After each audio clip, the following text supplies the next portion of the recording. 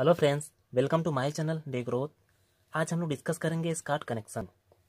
ट्रांसफार्मरों का skirt connection क्या होता है और इनका प्रयोग कहाँ करते हैं, इसकी आवश्यकता क्यों पड़ती है, तो हम लोग इनको डिस्कस करेंगे इस टॉपिक में।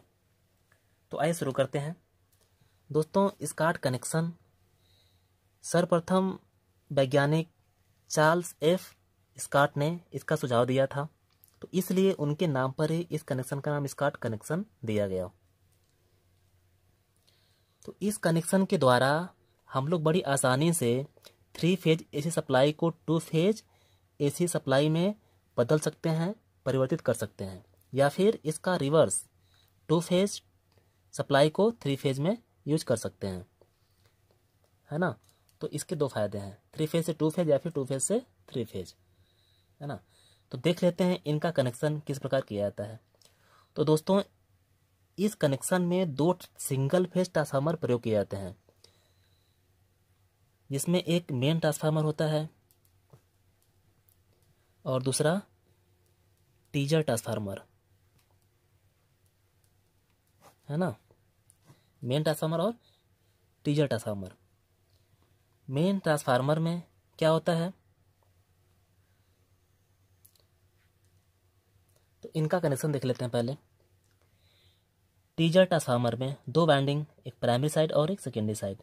प्राइमरी साइड का कनेक्शन का एक सिरा एक फेज के रूप में निकल जाता है, दूसरा सिरा मेन ट्रांसफार्मर के प्राइमरी वाइंडिंग के सेंटर टेप पॉइंट से जुड़ जाता है ना।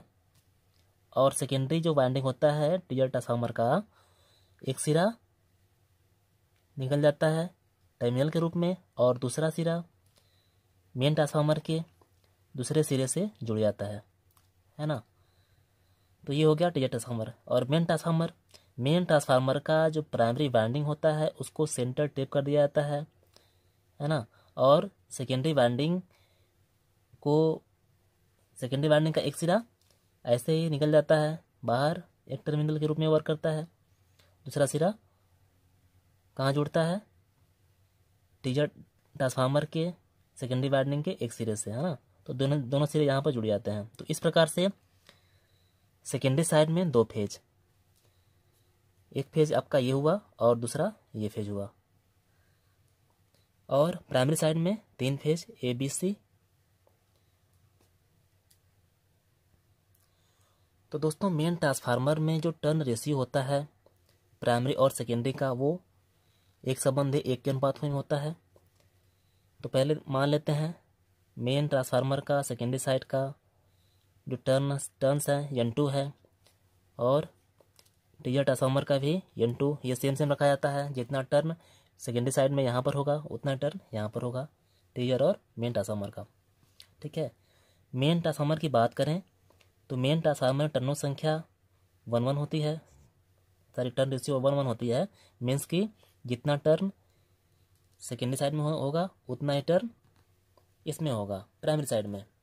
तो मान लिए N2 टर्न यहाँ पर और N2 टर्न यहाँ पर, और यहाँ पर क्या हो गया, टोटल N1 मान लेते हैं प्राइमरी साइड का। मेन ट्रांसफार्मर में N1 है, तो सेंटर टेप किया हुआ है, तो यहाँ पर क्या हो जाएगा N1/2, यहाँ भी N1/2, और यहाँ पर मान लेते हैं N। तो टर्न रेशियो मेन ट्रांसफार्मर में N1/N2 कितना होगा, 1/1, मीन्स 1 संबंध है 1, है ना। ये इंपॉर्टेंट है, इसको याद रखेंगे। यहाँ पर देखते हैं इनका टर्न रेशियो कितना होता है, N संबंध है N2, ये होता है 0.866/1, या कह सकते हैं 0.66 संबंध है 1, है ना। ये दोनों पॉइंट इंपॉर्टेंट है ना, इन दोनों को याद रखेंगे। यहाँ से क्वेश्चन पूछे जाते हैं, डायरेक्टली पूछ लिया जाता है कि टीजर ट्रांसफार्मर में, स्कार्ट कनेक्शन में टीजर ट्रांसफार्मर में जो टीजर का टर्न रेशियो होता है प्राइमरी और सेकेंडरी कितना होता है, तो 0.866 संबंधे 1, या फिर 86.6 संबंधे 100।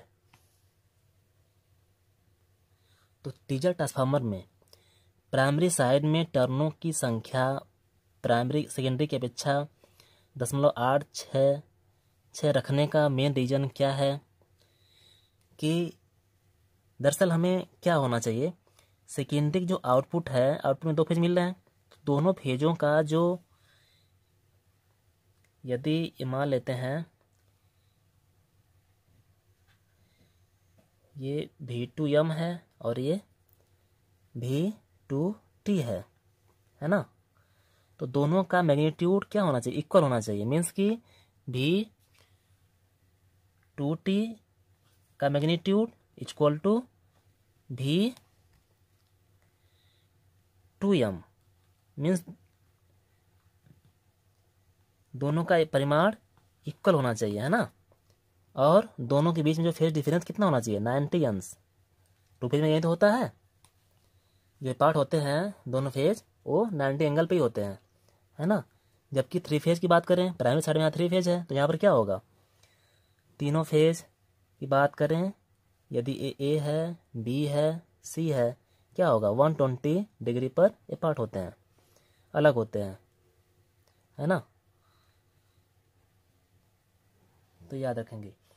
तो कहने का मतलब ये है कि सेकेंडरी साइड में दोनों फेजों का मैग्नीट्यूड इक्वल होना चाहिए, और इक्वल होने के लिए ही, इक्वल करने के लिए ही क्या किया जाता है कि टीजर ट्रांसफार्मर में प्राइमरी साइड का जो टर्न संख्या होती है वो सेकेंडरी की अपेक्षा 0.866 ही रखी जाती है।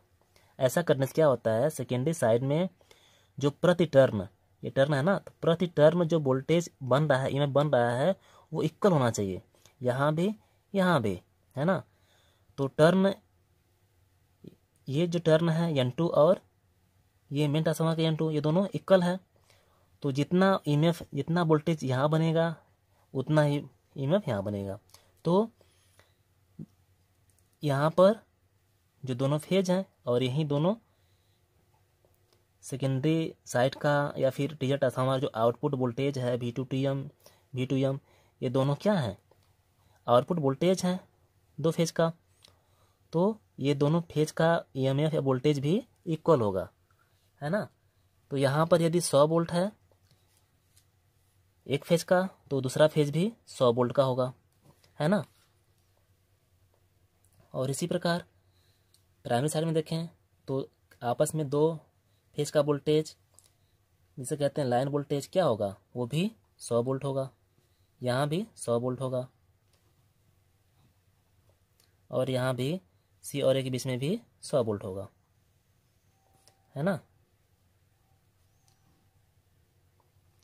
जबकि यहाँ बात करें हम लोग टीजर ट्रांसफार्मर प्राइमरी में, अब टर्न 100 तो है नहीं, कितना कम है, 0.866 या फिर 86 है, तो 86.6 वोल्ट ही होंगे, कहाँ पर, टीजर ट्रांसफार्मर के प्राइमरी साइड में।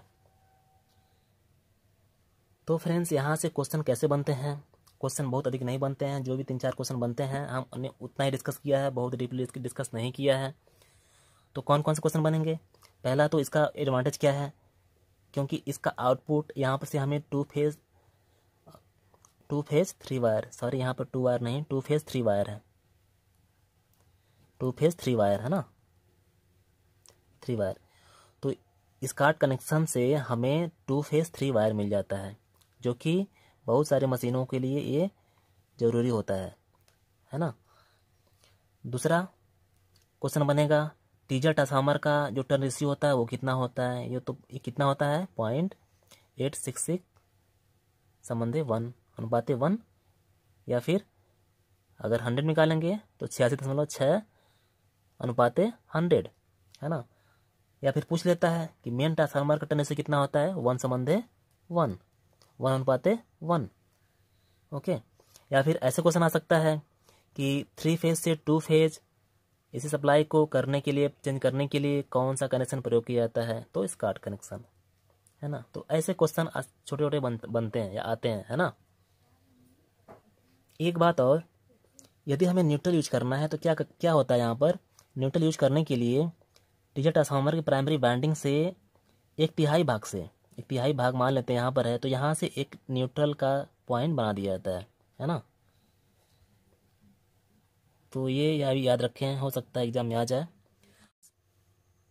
स्कार्ट कनेक्शन में बस इतना ही हम लोगों ने उतना डिस्कस किया जहाँ से क्वेश्चन बनते हैं या फिर बन सकते हैं, है ना। तो आज के लेक्चर में बस इतना ही। और यदि आप हमारे चैनल पर नए हैं तो प्लीज़ सब्सक्राइब करिए, शेयर करिए, और हमारे वीडियो का नोटिफिकेशन आपको जल्दी मिले, सबसे पहले मिले, उसके लिए बेल आइकन को भी ज़रूर दबाएं। तो मिलते हैं अगले लेक्चर में। धन्यवाद।